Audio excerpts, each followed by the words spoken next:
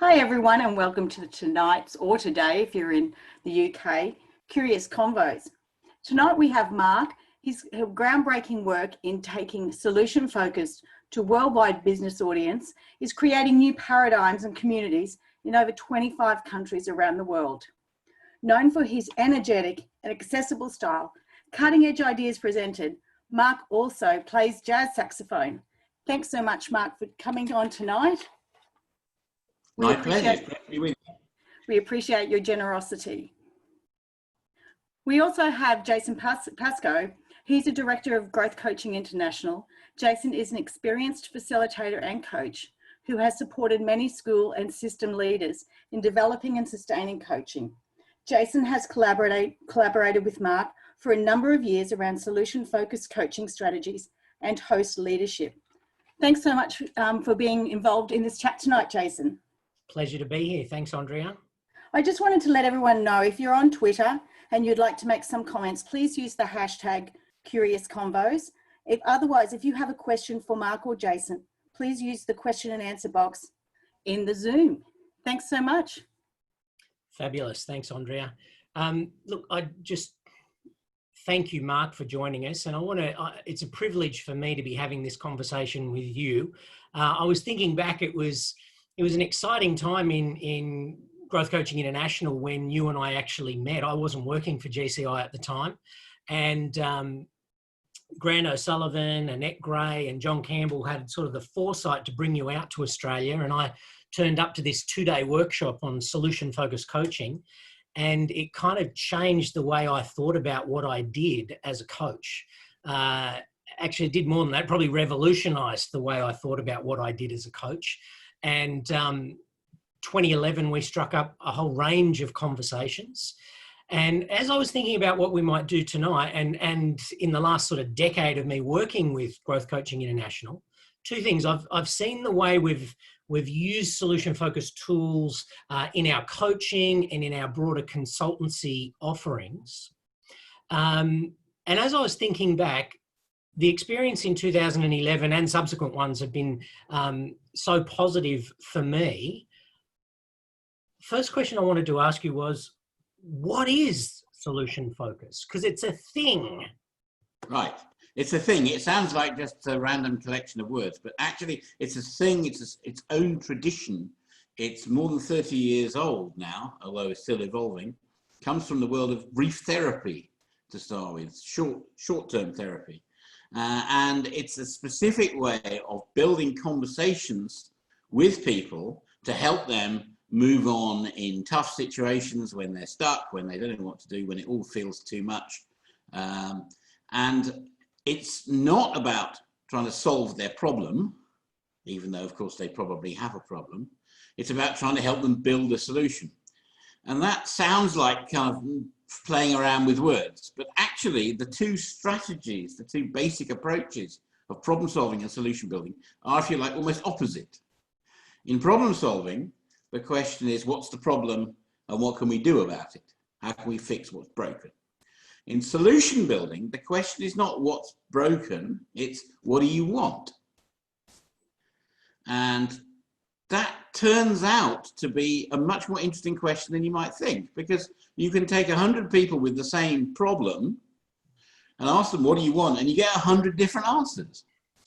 And so immediately we now have kind of 100 different routes towards that. And then the other piece of solution focus, apart from what do you want, is what's working already. And again, in problem solving, people tend to focus on what's not working and needs fixing, whereas in solution focus, we focus on what is working and we can build on. And the nature of those conversations is so different.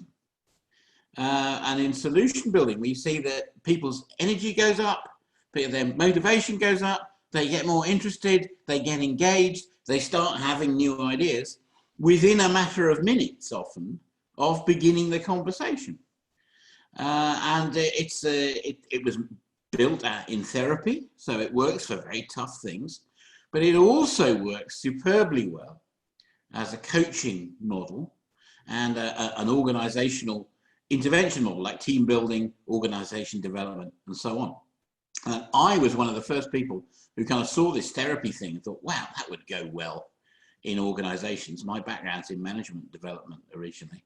Well, I was a physicist before that, a long time ago, but I'm a management person. I'm not a therapist, I'm a management person. And I saw this solution-focused therapy and I thought, wow, that would be cool if managers had access to that. If coaching was just beginning at this point. The ICF hadn't even been formed yet. I've been coaching longer than the ICF have, Johnny come latelys. And I thought, well, if managers and coaches had access to these kind of tools and these ideas, wow, that would be good. And they could do some good stuff. And indeed, that's what's happened. So it's over like 25 years now. It's amazing. And that's, I suppose that's one of the things that I was really curious about. And I'd love to get your perspective on it, because I remember learning the tools of solution-focused conversations. And one of the things that blew me away is that my coaching seemed to help people get to a more useful place faster. So what was it? And I know that you knew personally Steve DeShazer and Insu Kim Berg, the founders of the approach. What was it in the approach that you saw that enabled you to make that link and say, how could this work out in organizations? Well, I was looking for things. I like things that make hard things easier. I like things that involve people using skills and strengths that they didn't know they had. And I like things that are counterintuitive. And solution focus fits all of those three things. It's very counterintuitive to think, how can you solve this problem? There's this problem, but we work on it by not addressing it, by addressing something else. That's really, really counterintuitive. And so I was intrigued about that. And also I had suffered in my work career before I was a consultant and coach from badly run change programs, which seemed designed to demotivate all the people, minimize any progress that was made, and put all the power in the hands of the consultants. And I thought, no, that's the wrong way around it. Instinctively, I felt this. What we want is the power in the hands of the people. And the consultants kind of encouraging them and helping them on the sidelines and kind of urging them on, rather than trying to dominate what's happening. And it turns out that actually solution-focused therapy looks a lot more like coaching than therapy, which is one of the reasons why it's become so widely used in the coaching and consulting world. It was already a good fit, but we didn't have all the detailed, if you like, techniques and ideas and approaches that come from that original background. So what pops to mind then, and I'm going to hold up your book that you wrote with Paul Z. Jackson, The Solutions Focus, and it's it's kind of the text for our advanced coaching solution focused masterclass that we worked with you on. And in there you talk about these conversational tools.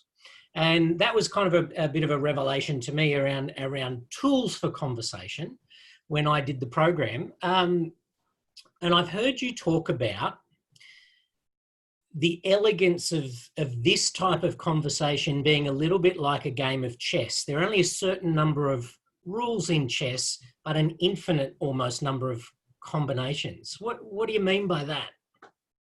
Yeah, so people, in many approaches, you get better at them by learning more and more techniques, if you like. Mm-hmm. Whereas in solution focus, there's only a few basic strategies, so you don't get better at it by learning more strategies, but you get better at it by learning to put those simple strategies together in real time, in a real situation, in response to real people who may be upset, angry, frustrated, feeling hopeless or whatever. And so you have to engage with the people, and you've got these basic things like talking about a better future, talking about what's working, using scales from 1 to 10, which is something we do quite a lot of, finding tiny, small actions. That's another counterintuitive thing, by the way. If you want to tackle a big thing, do a small thing. That turns out to be one of the powerful pieces of solution focus. And so you don't get better at it by spending years and years and years training and learning new things. You get better and better at it by doing some basic work like your very nice course that I helped to design, 2-day course, and then putting it into practice and reflecting on that and talking with other people who do it and who use it. And that's how we learn. So once you've got the basics, and coming on the advanced coaching masterclass with GCI is a great way to do that, then the way to keep developing is not to go on more courses, it's to do it and to get in touch with others. So there are international groups, there's meetups, there's conferences. You know, back in the day, we used to all get together in one place. That was a cool and outdated idea now. But with things like Zoom, there's all sorts of ways of getting together. There's an SFIO, SF in organizations, group that run international meetups online. So it's like that. It's in a way, it's, you know, if you learn chess, you learn the moves in an afternoon, but there are no more moves after that. It's about how you put it together. And that's the analogy I was using when I talked about that. So one of the things that comes to mind, and in previous webinars that Andrea ran one a few weeks ago, she was talking with Trista, and Trista mentioned solution-focused coaching. And only last week, John Campbell and Ben Kalia were talking about a coaching approach to leadership. And in that one, Ben talked about this interactional approach. And I know you talk about the action is in the interaction, not in your head. I'd love to hear a little bit more about that. Well, a lot of people think that human beings are kind of driven from within, and somehow you have to summon up your strength inside to act. Now, you know, that's a way of talking, and if you want to do that, fine. Actually, if you look at what happens in organizations and in life, we are mostly responding to things that happen outside with other people and with other things. And so when we say the actions in the interaction, we mean that if you want someone to change, you can either kind of wonder about what can we change inside them, sort of adjust the clockwork mechanism that's supposed to be in their brain or something. Don't do that, by the way. Or we can think about how do we change what they respond to in the outside world. And we say in Solution Focus that it's not what goes on between the ears that matters, it's what goes on between the noses. And so we're looking at interactions, conversations, what people notice in the outside world, that gives them cause to respond in a slightly different way. And of course, that you could say that changes their inner world and their inner persona. And I'm not going to say that people don't have those things, but that's not how we go about things.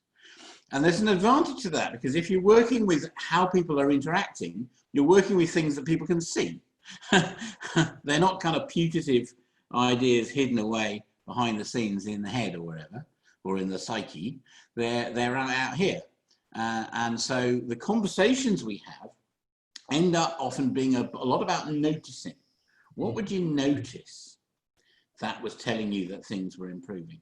And that's not quite the same as what would you do. Kind of noticing is in some ways, it's like a precursor to doing. In order to know that it's right to do something different, you have to notice something that tells you that it's right.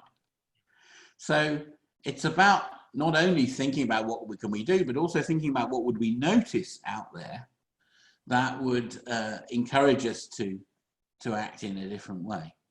And of course, that the art of talking about what would you notice helps to sort of prime us and set us up and prepare us to act. So noticing as a precursor to doing is a very, very interesting thing. And I'm working on some work at the moment about how, if we look at, you know, mental health and mental illness in an interactional sense, in this terms of noticing, it actually opens up a whole set of new ideas in how we think about those things. So, there's so many things coming to mind. I'm thinking back, I'm taking myself back to 2011, and I was full of questions in those sort of 2 days. And I'm well aware that we can have a conversation around a range of ways we've seen solution-focused approaches work in schools, in organizations, and other things. But if I was going to try and explain to someone, so how does it work? Well, in a nutshell, Mark, how would you say solution focus works? At what level would you like me to answer that? You mean, do you want a description of what happens, or a kind of bigger picture? Okay, what comes to mind is a quote by Wittgenstein around someone can be in problem talk and someone can be in solution talk. They can be in the same room but in different worlds. Ah, yes. Okay, right. So yes, this is the idea that when we solution-focused conversations, this idea of what would you notice if things were better, this somehow stretches the world of the people involved. And in the Wittgensteinian social mind model, which has been developed by many other people since, the mind is not mechanisms in the brain again. The mind is ability to notice and interact and get things done in the world. And the more we become equipped to notice things that will help us, the more stretched our world becomes. So we can have a little example, a sort of thought experiment here. If you imagine walking through a forest, and you're walking through a forest, and alongside you, there's an artist, a survival expert, and a health and safety officer. And the four of you walk through this forest.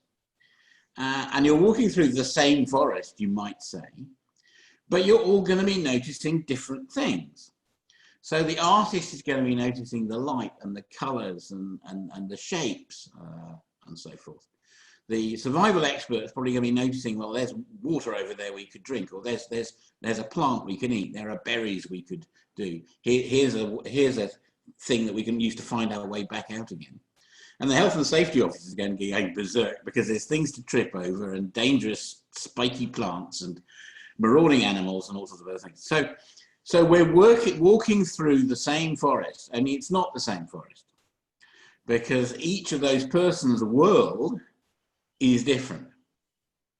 And what Solution Focus does, in my estimation, and this is a live topic of research and writing right now, is that Solution Focus stretches the world of the people who are doing it. So they begin to notice different things. And there's a whole set of theory at the moment about in the enactive cognition field, which says that we notice things we can interact with. And if we can't interact with them, we don't really notice them. So, forgive me for interrupting. Finish that, please. No, sorry, I was going to say, and so if this conversations about noticing directly influence our minds and bodies to make relevant things more visible.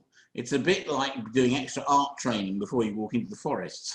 So you're even more aware of some of the beautiful things that you could use in your art. So it brings to mind, and I speak to teachers and leaders about this. You know, we can be, especially in a high school type setting, I can be teaching a certain class and the same kids are in the class, and we can have a conversation about my practice. And then another teacher teaches the same class, the same kids are in the class, but they're a different teacher. And the conversation about practice can end up somewhere completely different because we would be noticing different things. We would be accessing a different stretch in that sort of conversation. So let's think about schools or education settings for a moment. I've heard you talk about, as you did before, solution focus, focusing on what people want, what's working, and ultimately small steps. I've also heard Insu Kim Berg, a quote from her, talk about if you want to be fast, go slow. Now, education settings are really fast-paced environments. We move from one thing to the next thing to the next thing. How do you think taking a solution-focused approach to conversations in such a rapid environment might be useful? Well, you're absolutely right to flag that up, Jason. And when Insu used to say, if you want to be fast, go slow, she meant go slow for a few minutes. She didn't mean go slow permanently or for a month. But when people are very anxious and frustrated and angry and uptight, which is often how people get when they're struggling and when they don't see a way forward. We get very frustrated. And part of this is a kind of just slow down for a minute and sort of, you know, take some deep breaths and just take a moment to think. So if people are desperately trying to move on with something and they're failing, then the first thing is to slow down, stop, take stock, have a think. This may only be for a few moments during the conversation. So as a coaching conversation, it's a great way of slowing down. But it doesn't mean you should go slower in your work. On the contrary, it's a way of helping you do more and focus on the right things. But that the act of slowing down and taking a breath, and there's also this kind of solution-focused thinking was also very flux-oriented, and that's kind of Buddhist tradition as well. Now, everything is actually moving. Change is happening all the time, we say. But sometimes you have to slow down to notice it. And that's one of the benefits of taking a few minutes out, just to, you know, either reflect yourself or be with a coach, just to sort of stop striving for a moment, because that's the point at which we begin to see different things and see different possibilities and realign ourselves with our challenges. And so it's an important thing. You know, if you're struggling to go faster and that's proving difficult, the thing not to do is to try to go even faster, because that's going to probably make it worse. Okay, so slowing down just for a few moments is a great way of taking a new view on what's going on. So it brings to mind, I was actually, I was doing a Zoom meeting with 30 managers from the Centre for Educational Statistics and Evaluation today, and they're using solution-focused tools to set strategy. And the world has been incredibly disrupted at the moment. And what was interesting is we were doing what we called a 100-day check-in. So 200 days ago, they looked out at their horizon and started to think about their best hopes and their preferred future and what might need to be in place for them for this best future to happen. And we'll pick up on that because I know that's your user's guide from the future from the host leadership concept, host leadership metaphor. But what was really interesting to me is we did slow down just for 90 minutes. And we had all of them online, and it was conversations about what's better since we met last time. What's the progress? The tiny signs of progress was what they were reporting on today. And what was really interesting at the end of the session, at the end of the 90 minutes, we looked at, so what next steps might you be able to take in the next 10 days that just, you know, would keep you on the right track? And the comments from people were things like, I was so surprised, everything has changed so much and been so busy that just stopping for a moment and looking, we are still making progress on that horizon that we were aiming for. And you talked a bit about stretching people's awareness and well, and I think that was an example of that. They were able to stop and look back, and they had stretched themselves over that time. So how does SF work? We know it does work. We know there's research around it, but you know, this is a whole topic of research, as you mentioned, but how would you say it works, Mark? Well, I think it works by getting people to dig in a bit. One of our favorite questions is what else? And so when people are thinking, well, what's working, what's going well at the moment, and they say something, and the stock response or a solution-based case is say, great, what else is going well? And this is where the stretching happens, because people are sort of sitting there and think, oh, what else? Oh yes, there's this other thing, and there's a third thing. What else? And there's a fourth thing. What else? There's nothing else. Oh, there's the fifth thing. Oh, and the sixth and the seventh things. I've forgotten about that. What else? Oh, I don't. Oh, yes, that's right. There's the eighth thing. So this is the stretch that comes. It's not just kind of taking the first answer. It's really getting people to think and to speak And thinking and speaking, in our view, is kind of, they're almost the same thing. Right? So getting people to speak and think, and some of my colleagues love to do activities like, please list 18 things that are better. Please list 18 things that are working already. And if you ask people to list 18, they'll probably do about 14. But that's more than the one or two, or indeed the none, they might have listed at all. And if you're taking a problem-solving approach, of course, they haven't listed any. They focused on what's wrong. And that's decreased their motivation and made them all feel a bit less able to act, probably. So it's this kind of sitting with something. And again, this connects with slowing down that you mentioned. It's sitting with it for a few minutes, not just taking the first answer and going, right, move on. It's sitting with it. And I think that's becoming, over the 25 years I've been doing solution-focused work, I've seen that aspect increase in importance, in people, the practitioners' awareness, and in the way that that seems to me to be connected with getting better results. You get people to sit with a question for 10 minutes, you get more interesting answers than if you just abandon it after 30 seconds and move on. So there's a kind of slight contradiction there, because this is supposed to be brief, right? It's supposed to be rapid, and yet we want people to sit with things. But hey, look, this is a few minutes of sitting we're talking about, to try to deal with issues that may have been building up over years. So in the great scheme of things, it's a very good investment of time to sit with these things in this way. So as the person that you're coaching sits with things, as the coach, you're sitting in silence, waiting. And encouraging them to, say, what else? And oh, what about that? What difference would it make if you did that? Or what helped you to do that in the past? Other little nudgy questions, yes. Now it strikes me there's some selective listening that's happening in the moment. Yes, Coach.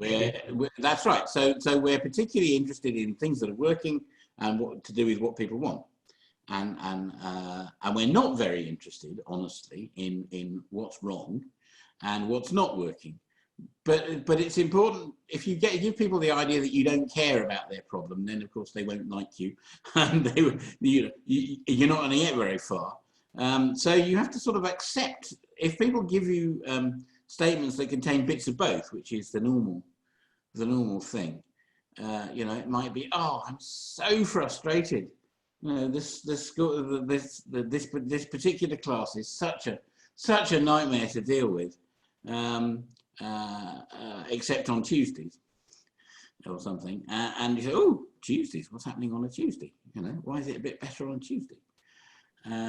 So it's about holding the anxiety and the hurt and the pain and all of that, but being particularly interested to develop conversations around what people want and what's working. And often they'll give you clues in the conversations, things to pick up on. It's not quite as obvious usually as that little example that I gave, although that is based on a real case. Somebody we coached a long time ago who was stressed in her workplace except on a Thursday. And we discovered that on a Thursday she tended to go and have a sandwich and walk around the block rather than have a sandwich at her desk. And so therefore the net course of action becomes quite obvious. But this is where the art is. This is where, as I said, there's only a few basic techniques, but the art is sitting with a real person with real frustrations and real problems and feeling really down and difficult and at their wit's end, and giving them the space to both, vocalize that and also nudging them in the direction of, so what do you want here? Fantastic. So there's that concept that I've heard you mention before about, and we've heard it from Barbara Fredrickson and others around broadening and building. Yes, it's interesting that, isn't it? It's a good parallel with solution-focused work. The idea, Barbara Fredrickson's broaden and build thing, is that when you're talking about positive stuff, your body relaxes, your brain effectively relaxes, you become able to think more broadly, to think of different options, to accept new ideas better. Whereas if you're under stress, the opposite happens, and your body starts closing down, your brain starts closing down, you start getting defensive and resistant, and so on. And so there's a neat sort of tie-up, if you like, with that. Although solution-focused coaching was invented 2 decades before Barbara Fredrickson came along. And so in a way, we had the technique, but she's perhaps added some kind of explanation around it at a physiological level for those who like that sort of thing. Yep. Fantastic. Look, I've noticed we've got a question here around from John around, could you say a bit more about current research interests in solution focus? Current research interest, well, gosh. So one of the things that's going on at the moment is the power of building descriptions. And this is, if you like, I think this is the next generation of solution-focused work. It's not simply describe what's tell us about what you want, tell us about what's working. It's build descriptions, build rich, detailed, interactional descriptions about a better future and times in the past that seem to be connected with that future. And so the tools for building descriptions are questions like what else, but they're more include what difference did that make, or would that make? So what difference would that make? What would be the first tiny signs that something was happening? Who else would notice that something was happening? What would they do when they noticed that? How would you respond to them when they did that? And you can take one little tiny starting point. Somebody says, "Oh, I really wish that my my classroom management would be better," and you can then easily spend 30 minutes building a description of this person in the middle of a well-managed classroom. And the you get into these tiny details in the description. That's the nice thing. You get past the waffly words. Classroom management, waffly word. Important topic, waffly word. Means nearly nothing. Right, and then we get to actually what would people be doing and responding and so on. Now, each of those little bits of description that we've created together is potentially actionable. And so what we've effectively, while it looks like we've been building a description, actually we're building a whole list of possible actions. And so this is one of the new things we're looking at now, is the difference between talking about action and talking about possible action, which is the description. And that's one of the areas that I'm very interested in, and I'm writing a book about at the moment. And I think we'll be researching that more. I think it's very researchable. That's the exciting thing. We do have here a thing that would be quite easily researchable. And both my sort of theoretical instinct and my actual practice says that when you do more detail, things happen more easily and more quickly. There's a kind of, we want to make things happen briefly and effectively. And the more detail we talk about, the more momentum seems to develop there. So that's a research topic. Another research topic is people are starting to take solution-focused ideas into things, social action and collective social action. It's something that we haven't really done before, partly because Steve DeShazer, the founder of solution-focused therapy, very much was one to keep politics out of the therapy room. And I can understand why he would say that. But in the current climate, with so many things going on at the sort of social, political, community action level, there's a group called the Solution-Focused Collective, who you'll find online if you Google them, who are putting these ideas into practice in more of a kind of community action, social, political sphere. And that's quite new for us. It's not a thing the solution-focused world has been involved with. I can see pitfalls with it, but I also wish them very well, the ones who are doing that. And if you feel moved to get involved with that, they're online and they're very open to getting new people involved. Fantastic. We've got another question here from Louisa. She says, is it all right to let the coachees vent out initially and then go to solution and the solution-focused approach? In your experience, does it stop them from going back to frustrations or anxieties later on? Yeah, so first of all, it's not up to me to say what's all right or not. You have to do what you have to serve your clients the way that you think you should, and you can. However, think that the quicker you can move basically to solution talk, the better. And if people come in really steaming, I might give them a minute or two. But I'm always going to be listening to their steaming rant and trying to look for clues about what they want. There's a sort of unwitting hydraulic metaphor going on here, which is built into the work of Freud and his friends, which is that it's like pressure in a cylinder. If you repress something, it will expand later on. It's not like that. That's just a way we've started thinking about stuff, right? So the thing is, be very interested in what they want. And if they really want to rant for a few minutes, then I would let them. But I'd still be looking for what do they want, clues about what they want, which I can then offer them back. Let me get this right. So what were you saying really is you want this, is it? And quite often they respond to that by saying, no, I want that. I go, oh, okay, right, let's talk about that then instead, fine. So we're off. Or the other thing to do is to be impressed with them. And you be impressed not with, if you like, what they're ranting about, but about what tells you about their personal values. And if somebody's steaming about, the traffic on the way in and how, we could be impressed with their desire to be punctual and their desire to, get around quickly and those kind of things. And that also takes the steam out of the situation. Yeah. So even if people want to vent, I think that's maybe a word that's used, they're still telling you something that's useful. Yeah. So it's not something you vent for a minute while I go and make a cup of tea. That's not quite what we're, or sometimes it feels as if that might be useful, but no, people are always giving you clues about something. So listen with those kind of an appreciative ear, if you like. What do they want? What are we impressed with about them as people? Those are two good places to start. So there's that selective listening again popping up. Yeah, so not everything people say is as useful as everything else to a solution-focused coach. Yeah. Okay.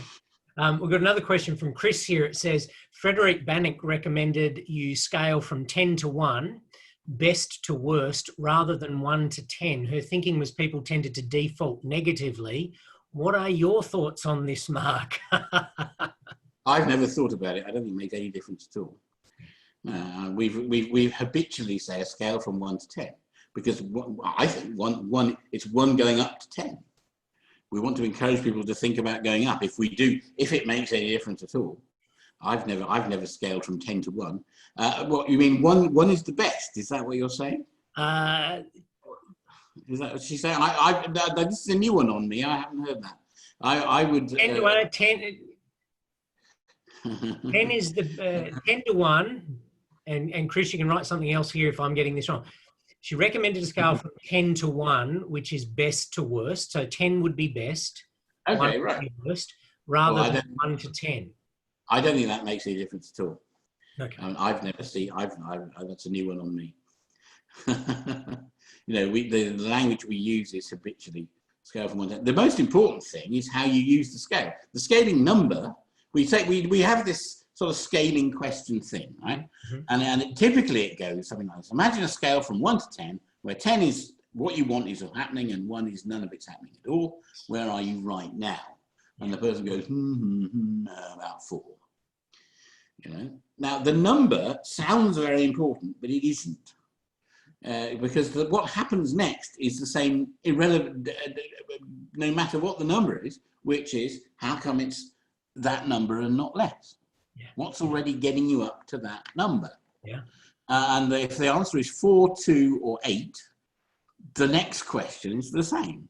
Yeah. But just substituting the different number. Now, of course, if people tell you they think you're an 8, they are also saying, that we're quite high up here. But the conclusion from any number on the scale is this: there is something that is already working, and there is also some way to go. Yeah. So if you like, as soon as somebody gives any number in response to this, they've sort of committed to where somewhere along the line there are some things that are working, and there's also a bit of potential.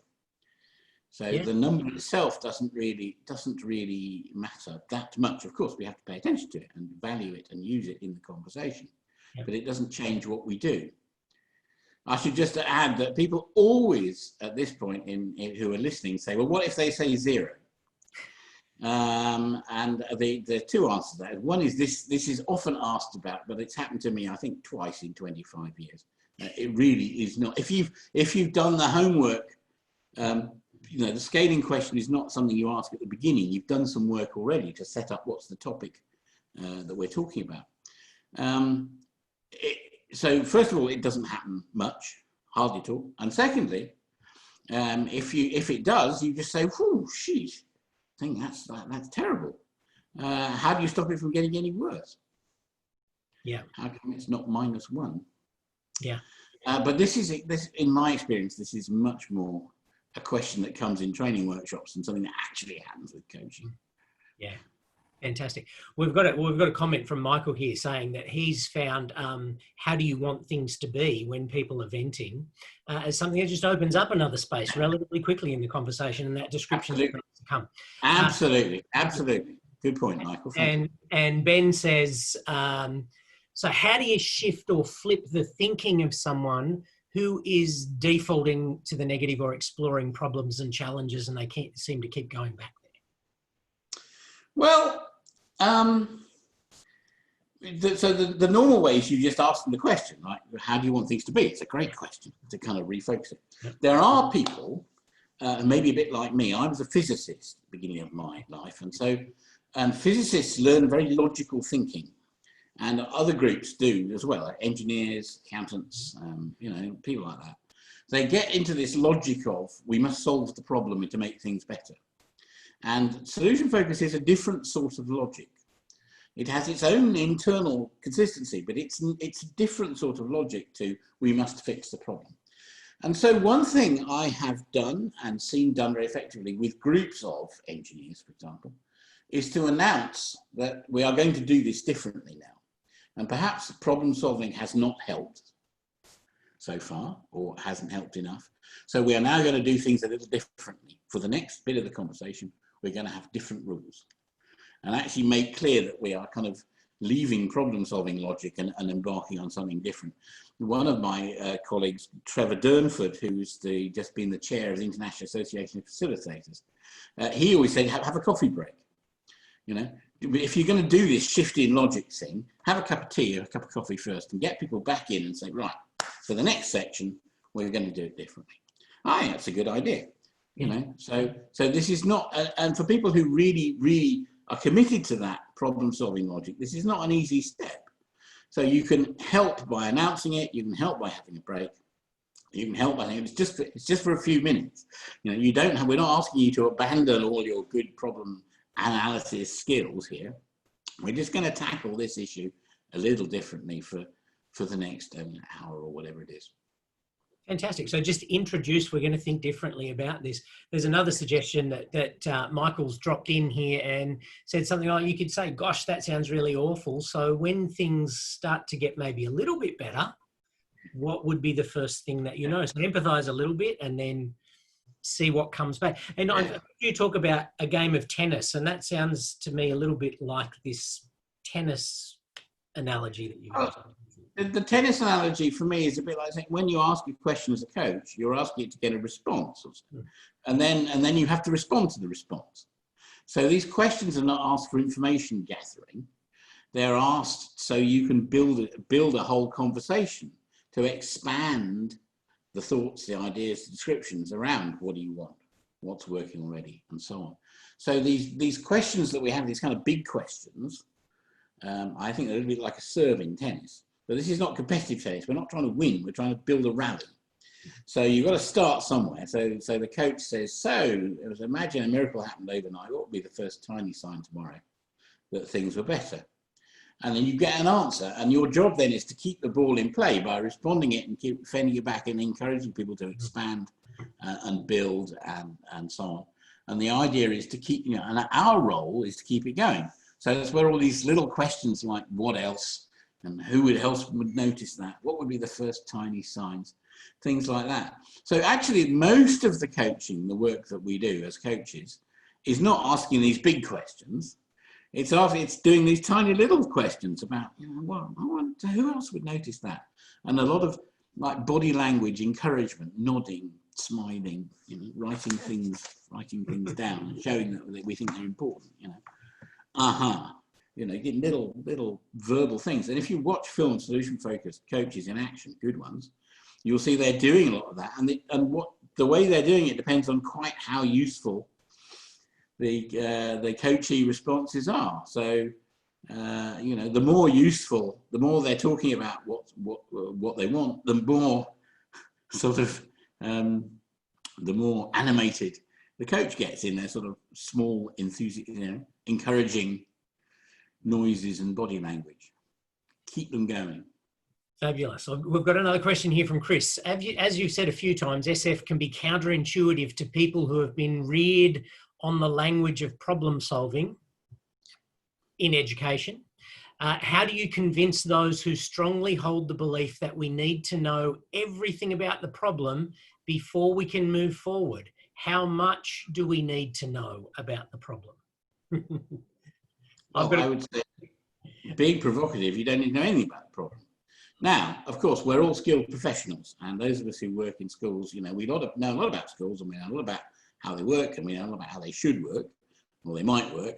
I'm not asking people to leave that information, all that knowledge and experience behind at all. But when we are in solution-focused coaching mode, we're focusing on the coachee, and our job is to stretch their worlds, not bring our world into it too much, because that'll interfere. Now, there are other ways you can share your know-how and your experience as well, because that's always part of your job. And particularly if you're a principal or you're not just a coach, you're actually helping to run the thing and construct the school. Of course, that's going to be important.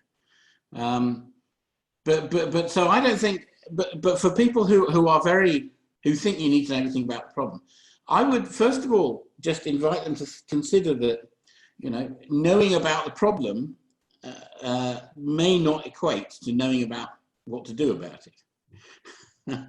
We could have imagined, we imagine everything that helps a house fall down, but does that tell us a lot about how to make it stand up?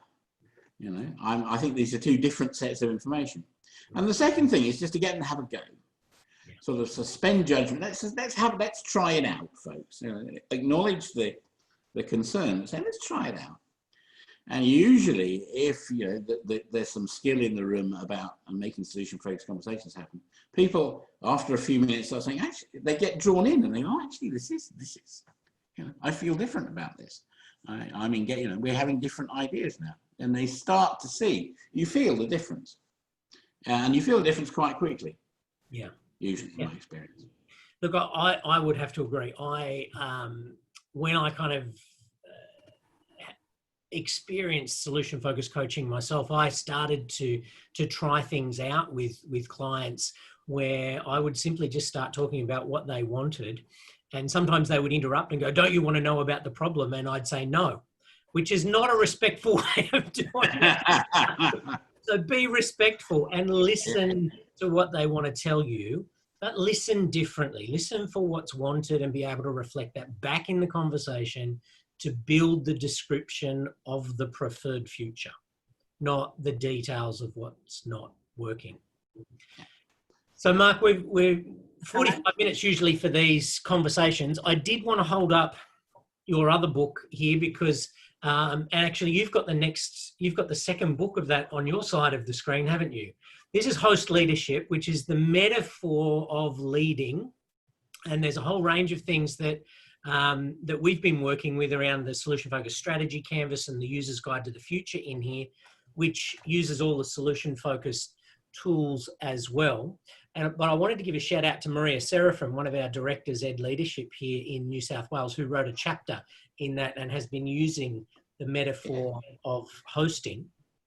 You want to say something about that, Mark? Well, just to say this is the Host Leadership Fieldbook, came out at the tail end of last year. So hosting and solution focus go very well together. They're not the same, but they fit very well. And solution focused coaches host conversations. but Yes. solution-focused leaders can host organizations. And actually, there's got a lot more to that than you might suppose. And so the book that Jason just showed, Host, by Mark McKergow and Helen Bailey, is the first book to really unpack what this means in leadership terms. And then this book, the Host Leadership Field Book, is a collection of 30 chapters, people all over the world using those ideas in different settings, and both of them are easily available through the usual online channels. So do go out, and if you want to think about what these things mean in terms of being a leader, then this is another great place to go to get that. Mark, we do have one more question that came in from Balaji, who says, what's the best way for the coach to share their insights or information which might be useful? And the know-how continuum came to mind. And in a nutshell, how might you describe that for Balaji?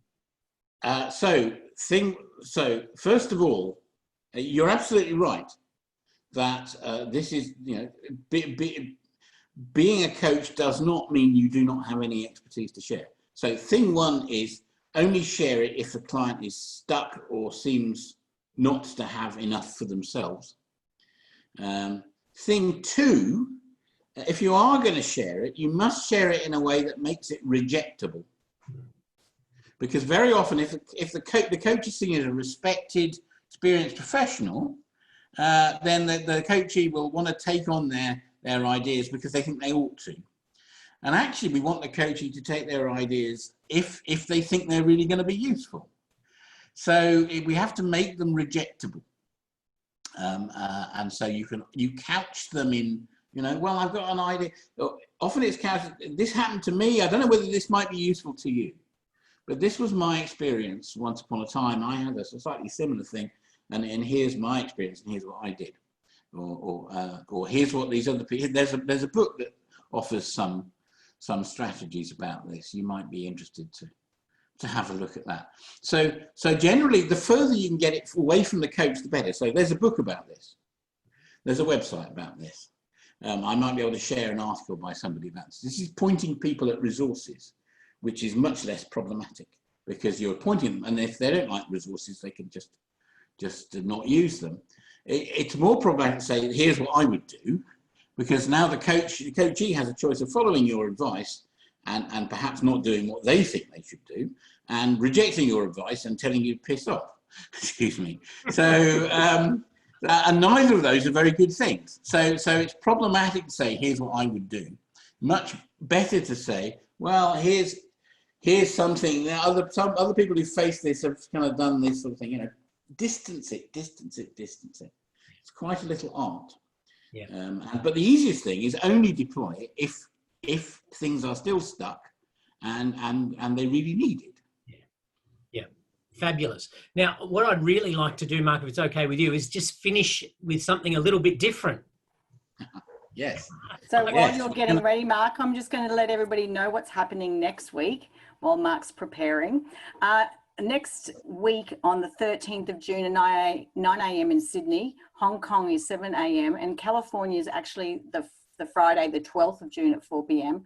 We have Jennifer Abrams talking about having hard conversations. So I hope you all join us next week for that. But tonight, I'd really like to thank Mark McKergow for joining us and his generosity, and also Jason for having such a wonderful informal conversation about solution focused. So thank you very much. And Mark, thank you for what you're about to do.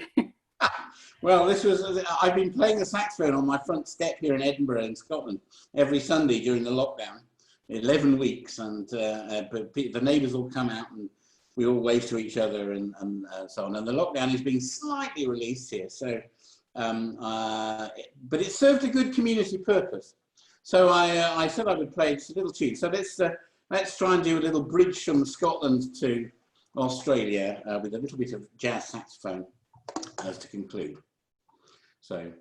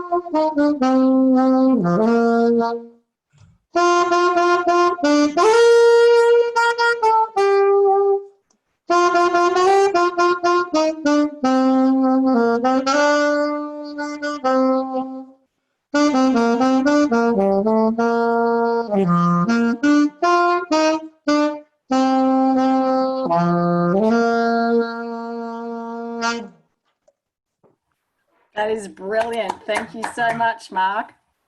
Fantastic. Thank you. Thanks everyone for joining us. Thanks, everyone. Bye. Bye-bye.